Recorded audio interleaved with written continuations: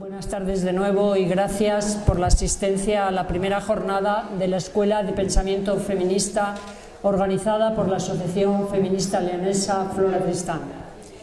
La Asociación Feminista Flora Tristán es una organización creada en León en el año 1975 que lleva trabajando ininterrumpidamente más de 45 años por el reconocimiento de los derechos de las mujeres y por una sociedad justa e igualitaria, donde la igualdad vaya más allá de la formalidad y la ley y la justicia dejen de ser patriarcales, incorporando la perspectiva feminista y el modelo normativo de lo humano. La asociación ofrece un ámbito donde debatir, analizar y trabajar por esos objetivos desde el feminismo, que sigue siendo un imprescindible instrumento de pensamiento y práctica social e individual. Nos reunimos todos los martes por videoconferencia desde la pandemia, con la asistencia constante de entre 20 y 30 mujeres cada martes, aunque nuestra sede está en el CEAS de la avenida Padre Isla, número 57. Ahora nos reunimos en horario de 6 a 9 de la tarde. Y antes era de 7 a 9, y antes era de 7 y media a 9 y cuarto. Estamos tratando de que haya simultáneamente las dos posibilidades de que nos reunamos presencialmente y además también en línea, pero de momento todavía no lo tenemos resuelto. En nuestra larga trayectoria hemos realizado múltiples actividades que ya forman parte de nuestra identidad y que sería muy largo detallar. Además, hemos creado dos asociaciones que tienen vida propia e independiente. En 1987, la Asociación Feminista Leonesa Simone de Beauvoir, dedicada a la atención y protección de las mujeres maltratadas, con casa de acogida, y en 1991, Adabas, que inicialmente se dedicó a atender a las víctimas de violencia sexual y posteriormente amplió su campo a los malos tratos. Las dos están trabajando en León de forma muy meritoria a nuestro juicio. Queremos destacar que el uso no sexista del lenguaje y el abolicionismo forman parte constante de nuestra larga trayectoria. Concretamente, en el año 2000 impartimos un taller de lenguaje no sexista en las jornadas estatales celebradas en Córdoba, habiendo impartido numerosos talleres posteriormente. Y por lo que se refiere al abolicionismo, en el año 2005 y después de mucha reflexión y debate, hicimos una publicación monográfica propugnando la abolición de la prostitución, propuesta muy poco común en aquellos tiempos y que ahora figura como objetivo político fundamental de la agenda feminista, habiendo participado por nuestra parte en la elaboración de la Ley Orgánica Abolicionista del Sistema Prostitucional, LOAPS, que estamos promoviendo desde el año 2020 y que ha elaborado el movimiento feminista a través de la Plataforma Estatal por la Abolición de la Prostitución. En el año 2017, en otras jornadas, volvimos a analizar ese grave problema social y reiteramos nuestra postura abolicionista en relación no solo con la prostitución, sino también con la pornografía y el alquiler de mujeres para gestar. En el año 2019 dimos otro paso y en otras jornadas nos preguntamos y reflexionamos sobre la relación del feminismo con el sistema sexo-género, analizando también otros conceptos, a la vez que buscamos estrategias para liberarnos de ese género que anuda la biología a la personalidad y al comportamiento y que pone a las personas en cajas rosas y azules de acuerdo al conjunto de genitales que posean. A nuestro juicio, la solución no es crear más cajas ni moverse entre ellas a voluntad. La solución está en librarnos de las cajas, es decir, abolir el género de una vez por todas. Y nos parece inaplazable recordarlo de nuevo ahora, en estos tiempos de deliberada confusión entre sexo y género, con conceptos que pueden convertirse no solo en trampas excluyentes del sujeto político del feminismo, que somos nosotras las mujeres, sino en el propio borrado de las mujeres. Además, la atribución de responsabilidades de gobierno en esta comunidad autónoma al partido político de ultraderecha Vox, que ha hecho bandera y seña de identidad del ataque al feminismo, a la igualdad entre hombres y mujeres, a la violencia machista, nos obliga a tener encendidas todas las alarmas. Y también tenemos encendidas las alarmas por lo que está ocurriendo a nivel internacional con las mujeres y por la poca movilización de los estados democráticos, como ocurre en Afganistán y en Irán. Por todo ello, consideramos que es tiempo de reflexión y de análisis, de debates argumentados que siempre han sido imprescindibles en el feminismo y que ayudan a pensar y programar estrategias.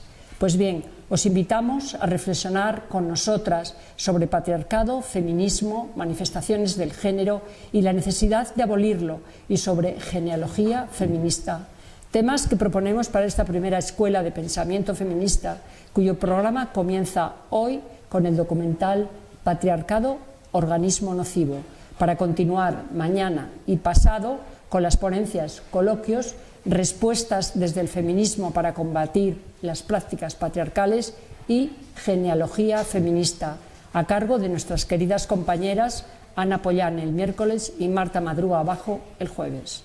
Muchas gracias por acompañarnos.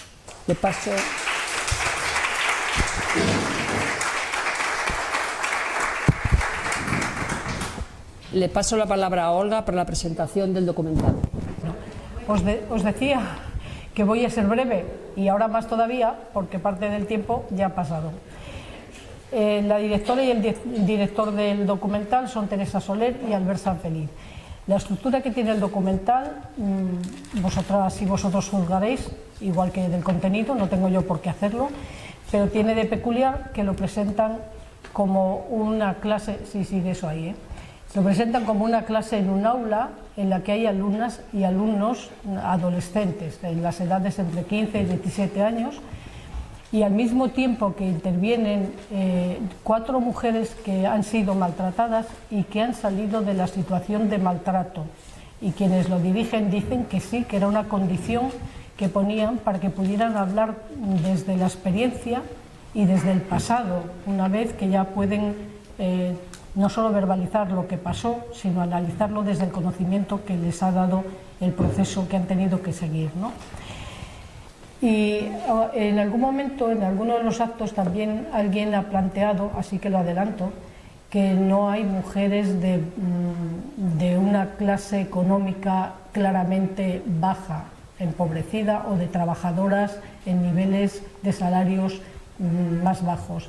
Y claro, lo que explicaban tenía lógica, porque si a mujeres que no se encuentran en situaciones especialmente difíciles y penosas por otras razones le pueden pasar que tengan violencia de género, cuando pueden ser ingenieras informáticas o trabajadoras de unos niveles medios o incluso altos, nos podemos imaginar que al resto también. O sea, es para ir contra ese mito de que, bueno, es que la violencia de género solo se da entre la gente pobre y malviviente. Han montado, junto con las entrevistas a las 4 mujeres que explican sus experiencias y sus análisis a posteriori, las intervenciones de las alumnas y alumnos de la clase y además las intervenciones de especialistas, mujeres y hombres, en violencia de género. Y lo han hecho de forma que cada vez que hay una intervención de un tipo se introduce un análisis desde otro punto de vista, lo cual da, la verdad, una visión bastante global y bastante amplia del tema. Las especialistas, aunque lo veréis ahí, os lo digo ya para que no tengáis que perder el tiempo en eso, son Carmen Delgado, psicóloga, Eric Pescador, sociólogo y sexólogo, Ana de Miguel, filósofa, Isa Duque, psicóloga y sexóloga, Miguel Lorente, médico forense de medicina legal, Teresa Peramato Martín, fiscala de la Sala Delegada de Violencia sobre la Mujer, y Marina Subirats Martorí, catedrática emérita en sociología. Y con esto creo que lo que hace falta es verlo y luego abrimos el debate con lo que se nos pueda ocurrir al respecto. Cuando habla de deseos y de cómo está, no nombra necesariamente a otra pareja, ni ninguna otra relación, la tengo o no la tengo, una relación con personas que tengo. Se habla sobre todo de ella cómo se siente, de su vida y cómo consigue ser ella misma.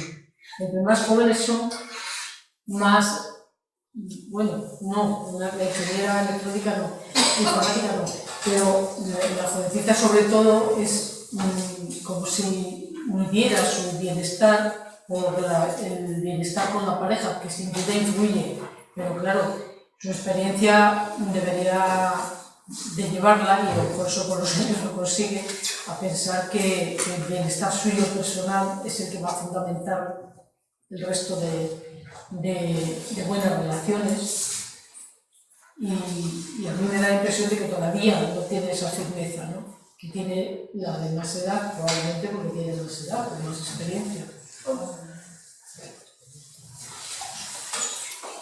¿Nadie pide palabra?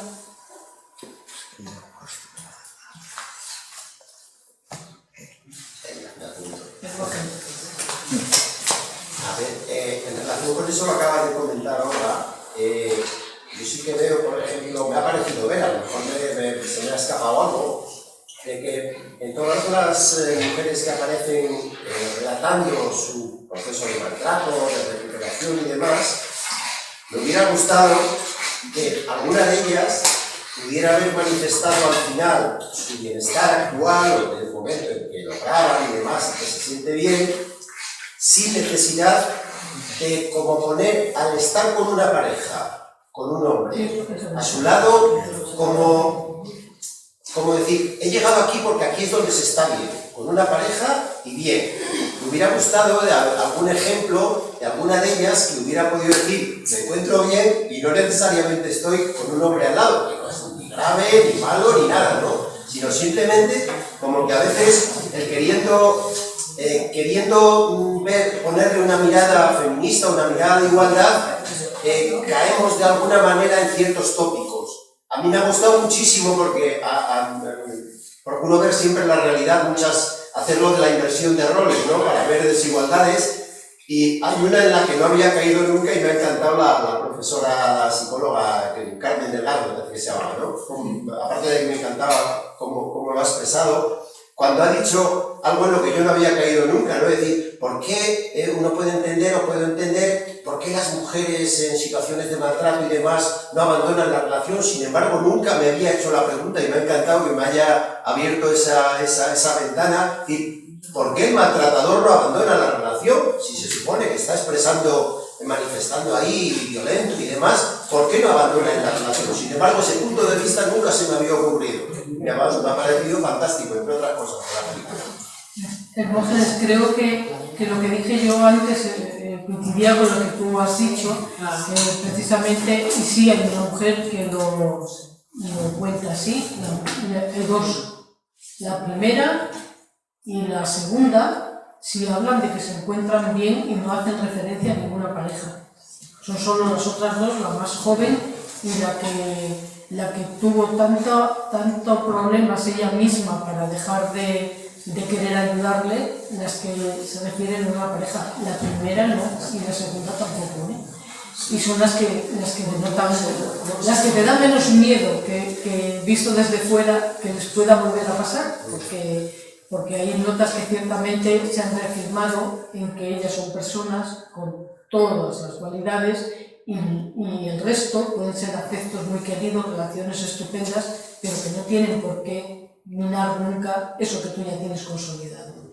Y respecto a lo que dices, vamos, a mí también me parece, Carmen Delgado, que me parece maravillosa, aparte de que tiene una forma de hablar que ya quisiera yo para mí, es sumamente inteligente y cercana. Y lo del pozo es verdad, porque yo también soy de estas veces que me he preguntado, no me he preguntado, en los casos que conozco les pregunto, porque tengo esa curiosidad que les digo, no es curiosidad de verdad de cotilleo, es que me gustaría saber cuál es el procedimiento por el que se puede aguantar tanto y tener tanta fuerza para aguantar tanto, ¿no? Y claro, la explicación de lo del pozo pues es clarísima. Pero ahí se suman muchas más, se suma todo el patriarcado. Lo de querer ayudar, lo de pensar que cuánta gente conocemos que son esposas o viudas o separadas de alcohólicos, de enfermos de no sé qué, de drogadictos, y han estado tiempo yendo a terapias conjuntas para ver si los acaban. Yo conozco a varias. supongo que no voy a ser una excepción en el momento en que me muevo. Eso es otro factor importante, ¿eh? No solo es que te hayan metido en un pozo, sino que es que además es un pozo en el que tan pronto te dejan sobre la cabeza como la bajas como no, y que encima además es capaz de pensar que sigues en el pozo por ayudar y porque, como dice esa mujer cuando le ponen alejamiento, dice, pero ¿cómo va a resolver ese problema sin mi ayuda? Y dice, bueno, es que esto es como el mundo al revés, ¿no? Te lo dice sinceramente y se atreve a decirlo, se da cuenta ahora. Bueno, es que me tengo que ir enseguida porque tengo que trabajar de noche, por eso quería decir algo. La verdad es que me ha parecido tan interesante, tan valiente el documental y que se aborden tantos puntos de vista y tantas cosas, no solo centrado en el maltrato, sino todo lo de la sexualidad, todo, luego con gente joven, o sea, bueno, la verdad es que me ha parecido muy bueno el documental, muy bueno. Y me ha dejado un poco preocupada, bueno, como sí que tengo un hijo y una hija adolescentes, el constatar cosas que ya sabemos, ¿no? Pero el tema del porno y el tema de las relaciones sexuales, el tema de cuando dan el dato ese de tantas mujeres jóvenes de universitarias que han tenido relaciones sin querer tenerlas solo por agradar, me ha producido una rabia porque yo que estoy así en esa mediana de que ni soy muy mayor ni joven ya, recuerdo cuando yo era una niña, la primera vez que oí a una tía mía mayor oír hablar, y era una niña que no sabía ni lo que era aquello, pero oí como ella decía que sí, que dejaba, que su marido, mi tío, le tuviera relaciones, pero a ella no le gustaba, pero que con tal de que ella dejar en paz, no sé qué. Bueno, cuando oí por primera vez ese tema, y me supuso aquella rabia y aquella decir, o sea, yo que tenía todavía aquella cosa ideal del amor romántico, que era una cría, yo no sé, bueno. Y yo dije, pero esto cómo puede ser, o sea, como que vas a tener relaciones sin querer tenerlas, o sea, me parecía como ciencia ficción, se me quedó grabado aquello, y constatar que sigue pasando en gente joven me ha parecido, ¡buah! Como decir, pero cuánta tarea tenemos, ¿no? No solo el tema de la violencia, sino cuánta tarea tenemos y claro, yo que sí que intento con mi hija y con mi hijo hablar de esto, pero no me dejan, a ver, no, cuando empiezo a hablar del tema, que sí mamá, que sí, pesada, que no sé qué, o sea, no puedo entrar en la profundidad de lo que a lo mejor les aportaría este documental, ¿no? Que tiene que dar estas herramientas, porque es verdad, como madre, ya me gustaría poder hablar con normalidad con mi hija de lo que son relaciones sexuales sanas, etcétera, etcétera. Entonces, bueno, pues a ver, que lo vean en los institutos, ojalá. Claro, yo creo que ahora conviene presionar para que se vean en los institutos, porque ya ves lo que dice la más joven de ellas. Mi madre me lo decía, que es que una madre no está para hacer caso. Es terrible, porque no se transmite la experiencia de unos a otras, ¿no? Y eso que acabas de decir, Aurora, de las relaciones sexuales sin quererlo por parte de las mujeres, hay un estudio del otro día del Instituto de las Mujeres donde dice que las chicas jóvenes en un porcentaje del 57% acceden a tener relaciones con sus parejas sin desearlo. Entonces es que, efectivamente, la ley del agrado, el complacer, en fin, tenemos el patriarcado metido, como dice Victoria Sau, está infiltrado en toda la sociedad. Es una estructura que no está escrita, pero está inscrita, y realmente tenemos mucho que luchar. Y es que el problema de las relaciones sexuales no deseadas era un problema típico de los matrimonios de nuestras madres, abuelas y demás, que para empezar pues ni siquiera sabían lo que decían, no se había descubierto el clítoris, salvo quien era más avispada y se tocaba lo suficiente, y segundo porque no, eso formaba parte habitual de los matrimonios. La cuestión está en que ahora que no es necesario el matrimonio para tener relaciones sexuales y por lo tanto se supone que no hay un contrato ni comercial ni de ningún tipo por medio, que la situación sea la misma.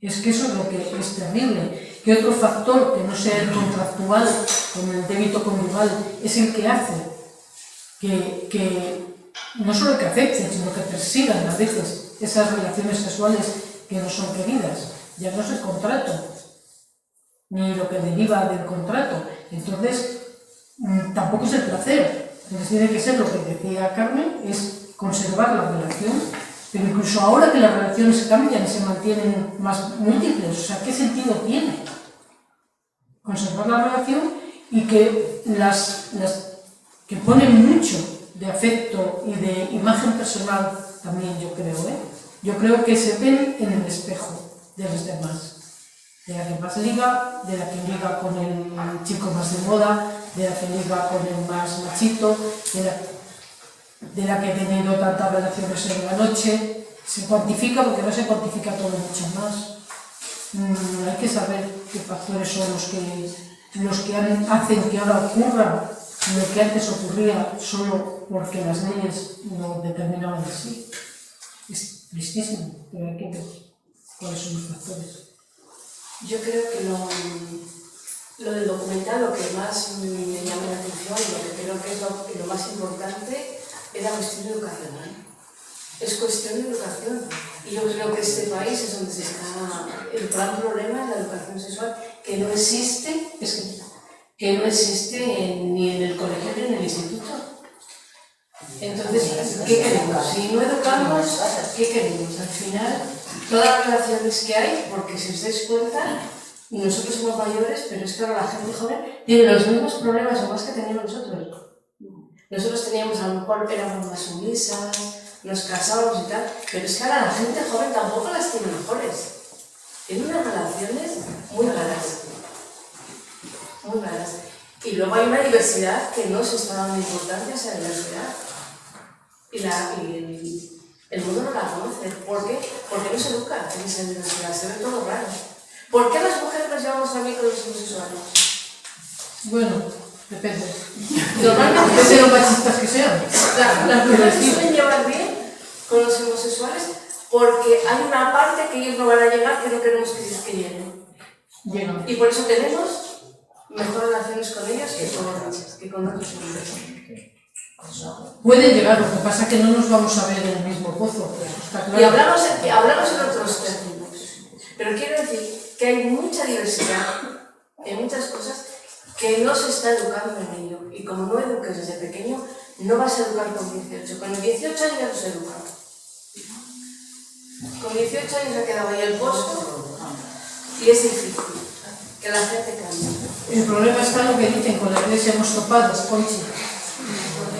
Sí, yo quiero decir que sigue siendo recurrente en estos contextos de más sensibilización el hecho de la palabra educación. Bueno, pues me parece muy ingenua la postura que oigo. Nunca se ha educado y no se pretende educar. La familia se refugia en las instituciones echan balones fuera y lo que hay es una puesta en escena. Por eso transcurre el tiempo, y ya sé que soy muy cruda, ya lo sé. Pero es que basta ya de esa ingenuidad. No hay ningún interés en educar. No se ha educado nunca a nada. Se instruye para ser fiscales, para ser jueces o juezas, pero hasta ahí llegamos, y eso es lo mejor de los casos. Por eso todo continúa igual. Entonces, de verdad que lo que tenemos que ejercitar es la mayoría de edad. Si una como persona no es mayor de edad, ¿qué vas a transmitir a tus hijas e hijos? Dependencia, sumisión, vulnerabilidad. Entonces, hay mucho que hacer, no es espectacular y es consciente. ¿Qué consecuencias tiene nuestro pensamiento, cada gesto pequeño, en la vida de otras personas que dependen de nosotros?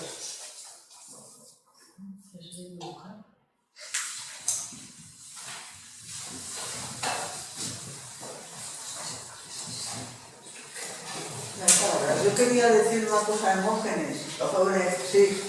Sobre la reflexión esa que dices tú, a ver, ¿cuántos se suicidan después de asesinar a sus mujeres?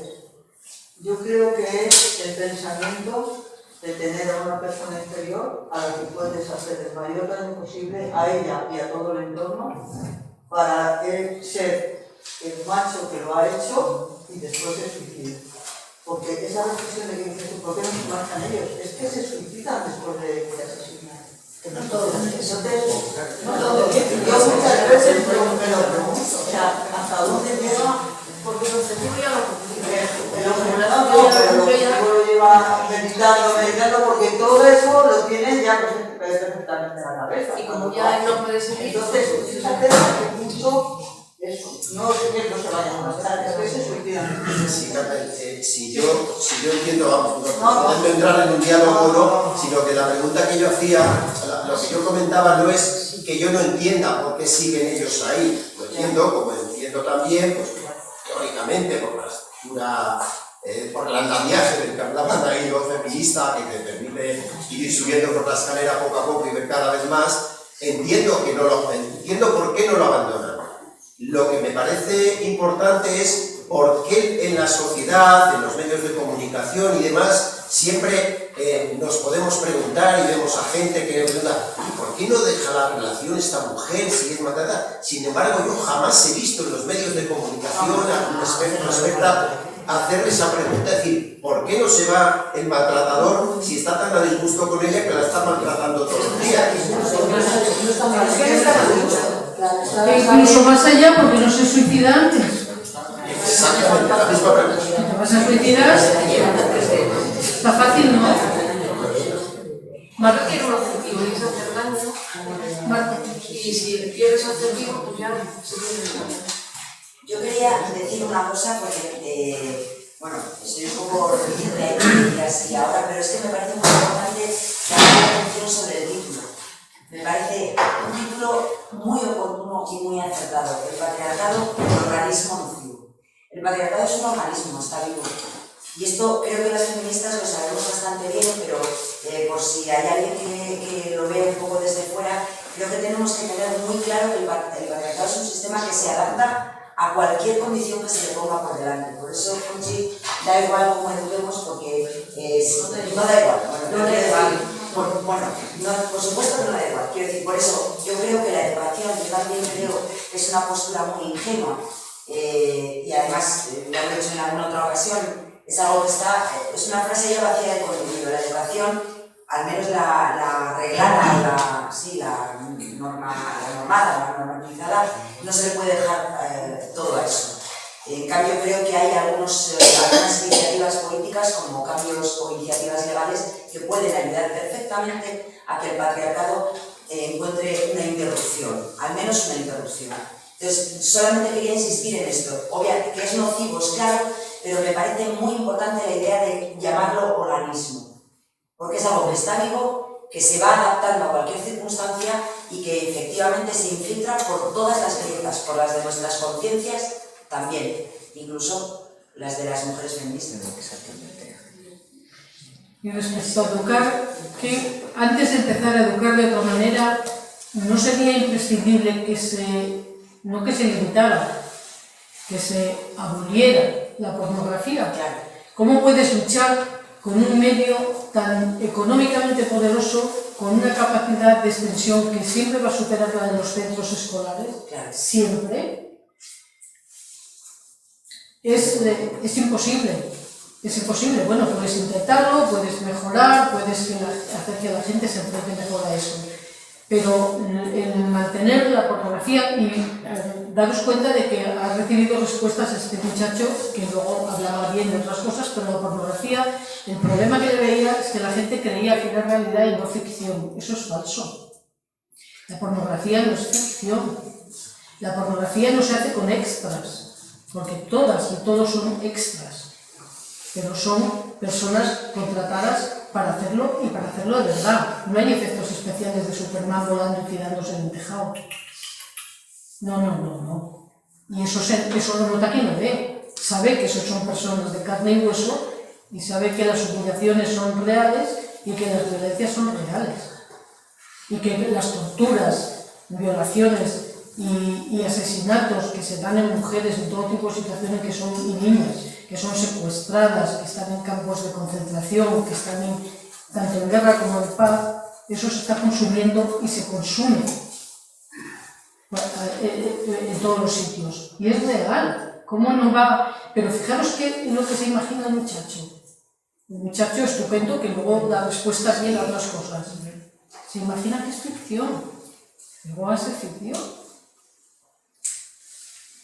Aparte ya de los argumentos que leías, ¿no? A mí me parece muy difícil porque es que es un instrumento que ese sí que no ha estado antes. Ese no ha estado cuando nuestras madres y nuestras abuelas, no. Ni cuando yo, a lo largo de mi media vida. Ese está ahora. Pero además, una pornografía, para mí toda es parecida, porque la dulce lleva a la menos dulce, pero que no repara en el asesinato, en las torturas, en todo tipo de brutalidades que podemos imaginar para que a los señores se les dé. Eso es terrible. Y encima, eso, que piensen que el problema es que se vea como realidad, no es algo que es realidad. Bueno, tenemos que finalizar. Os recordamos que mañana Ana Pollán nos hablará sobre las respuestas del feminismo para combatir las prácticas patriarcales. Os invitamos a que continuéis con nosotras y muchas gracias.